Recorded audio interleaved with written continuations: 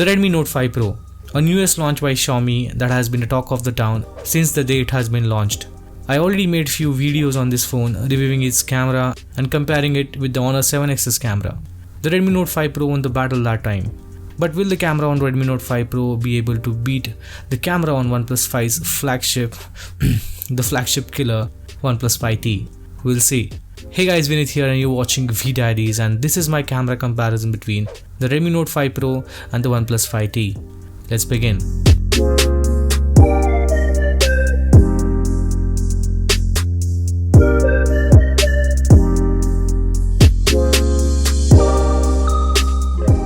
Before we proceed any further, if this is your first time on my channel, then don't forget to subscribe, and if you like what you see and appreciate the effort that goes into making such videos, then drop a like and share your thoughts in the comment section. The price difference between these phones is massive. The Redmi Note 5 Pro costs almost half of the price of the OnePlus 5T. OnePlus 5T has top-notch hardware specs in every aspect like CPU, GPU and display, but we are solely going to compare these phones on the basis of their camera produce. The fancy dual camera setup on Redmi Note 5 Pro has a 12 megapixel sensor with f2.2 aperture, and it has 1.25 micron pixel size. The 5 megapixel secondary sensor has f2 aperture and 1.12 micron pixel size. The secondary lens is used to capture the depth information for the portraits. If you cover the secondary lens with your finger and try to capture a portrait photo, then the output really doesn't have any depth, so the mechanism is working as expected.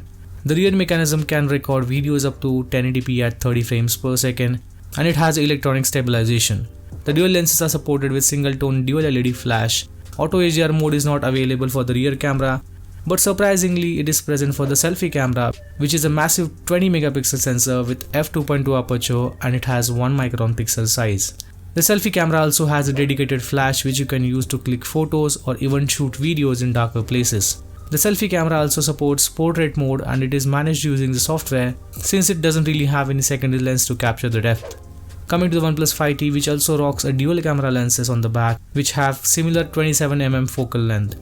The primary camera is a 16 megapixel sensor with wide f1.7 aperture. It has 1.12 micron pixel size, and it is supported with electronic stabilization. Secondary 20 megapixel lens is a low light sensor with f1.7 wide aperture with 1 micron pixel size. Because the secondary lens is not a telephoto lens, the 2x zoom feature on the camera app is purely digital. Secondary lens is by default used when you shoot in low light conditions. I have tested this and it does stand true. Also, both these lenses work together to bring those depth-enabled photos. OnePlus 5T doesn't have any optical image stabilization on either of the lenses. It's sad to see that they haven't opted for it, knowing that it was available for OnePlus 3T. The front-facing camera is a 16 megapixel shooter with f2 aperture. It doesn't have any LED flash, but the light is provided using the screen flash. Unlike Redmi Note 5 Pro, the OnePlus 5T does not provide portrait mode for selfie camera. Taking a closer look at the camera application, Xiaomi has done some changes to the traditional MIUI application to match up the iOS style. You can switch between the various shooting modes like video, photo, portrait, square photo, panorama and manual mode. Manual mode in the Redmi Note 5 Pro allows you to control only ISO and white balance. Other important parameters like exposure, focus and even shutter speed is not tweakable. The camera app on OnePlus 5T is very stock. One advantage of this camera app is that it provides heaps of options when it comes to shooting in manual mode. You have control over almost all the parameters like exposure, focus, shutter speed, ISO and white balance as well. Now let's dive directly into the samples. Please note that I have clicked all these images and videos in auto mode. In case I have used any mode, then I will mention that in the left top corner of this video. Because the Redmi Note 5 Pro doesn't have a auto HDR for rear camera, I have also disabled auto HDR on OnePlus 5T. Photos in good lighting conditions from both these phones have great details. The colors are warmer in the case of Note 5 Pro, whereas the OnePlus 5T produces cooler color tones. While color temperature could be subjective, the dynamic color range is bit better on the OnePlus 5T, but that is very marginal. The detail in the shadows from both these phones are amazing, and looking at the price tag, Xiaomi has done a fantastic job here. The exposure adjustment in OnePlus 5T is tad bit better, making the colors and image look bit bright as compared to the Redmi Note 5 Pro. Both these cameras try to produce natural colors and natural skin tones. Taking a case of this photo for example, there are very less areas where you can actually spot a difference. Moving to the artificial but good lighting conditions, both these cameras do a fantastic job in capturing the details.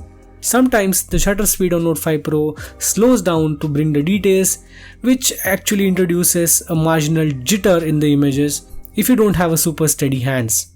But that is not the case every time.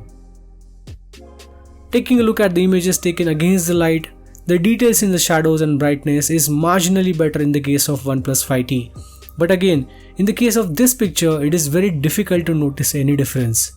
Getting a look at the close-up shots, the details and color tones in the foreground subject is similar and good in both the outputs. But in the case of background, the one on OnePlus 5T has more blur. It's due to its wider 1.7 aperture as compared to the f2.2 aperture on Redmi Note 5 Pro. Coming to the portrait photography, both the cameras do a good job in distinguishing the foreground and the background subject. While it takes a certain distance for Note 5 Pro to add that depth effect, with OnePlus 5T you can get very close to the object.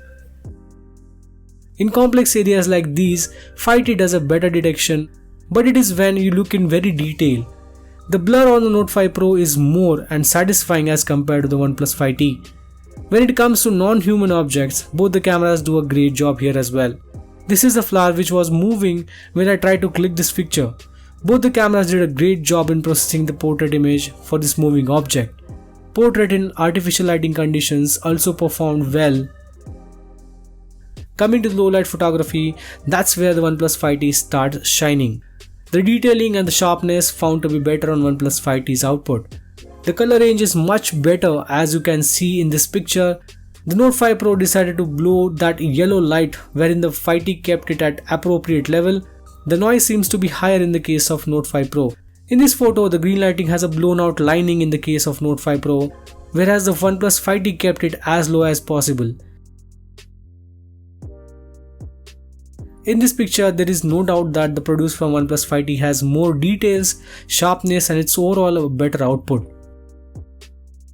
Taking a look at the video sample from rear facing camera, the output in OnePlus 5T has low noise and better details as compared to the Note 5 Pro. But as you can see, the electronic image stabilization on Note 5 Pro is exceptional as compared to the OnePlus 5T. The reason behind that is the EIS on OnePlus 5T at 1080p at 60 frames per second sucks big time. I switched it to 1080p 30fps and now it's better than the previous 60fps and even better than Note 5 Pro. Note 5 Pro while applying EIS brings jitter to the areas that had movement originally. Coming to the selfie camera, the produce from both these phones under good lighting condition is great. In this case also, the colors on OnePlus 5T are cooler and the ones from Note 5 Pro are warmer. The Note 5 Pro seem to blow out extremely light up background areas like here, whereas the OnePlus 5T keeps the details. Here also in the case of Note 5 Pro, the building to the left is blown out and so as the wordings on the right side building.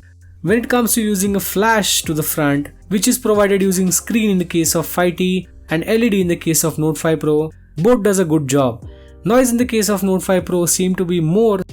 What is exclusive to Note 5 Pro is a portrait selfie, that too without a secondary lens. I think OnePlus 5T should implement this in their upcoming software update. Let's have a look at the video sample from the front facing camera. And the OnePlus 5T, and the audio is being recorded using the internal microphone of these phones. As I can see on the screen right now. Okay, this Redmi Note 5 Pro has auto exposure problem for the front facing camera. The focal length is larger on the OnePlus 5T. Because of that you can see the zoomed in image of me. Because the OnePlus 5T has an optical AMOLED screen, the image quality or the video is being recorded right now. That looks good, but once this thing will go into the system, then probably you'll see the difference. But see that dark shade on me, just because it's not being good with the auto exposure. But I'm quite satisfied with the Redmi Note 5 Pro's output besides that problem. While both these front facing cameras did a good job, I liked the overall quality of OnePlus 5T. The output from Note 5 Pro's front facing camera do have a wide angle view, but the auto exposure issue is very annoying. It can be easily fixable through a software update. But again, if you compare the price, Xiaomi has done a great job here as well. So the conclusion, yes, you know what I'm going to say. I do agree that OnePlus 5T has some top-notch hardware apart from the camera, but you solely ask me the best bang for your buck for the camera, then I will definitely suggest you to go for Note 5 Pro. Because if you invest more in 5T just for the camera, then the improvement that you're going to get is very minimal. I think Xiaomi has nailed it by providing Note 5 Pro the best camera for its price range. I'm really interested to see what the future of cameras of mid-range smartphones beholds. This has been Vinith, and I'll talk to you guys in the next one. Peace!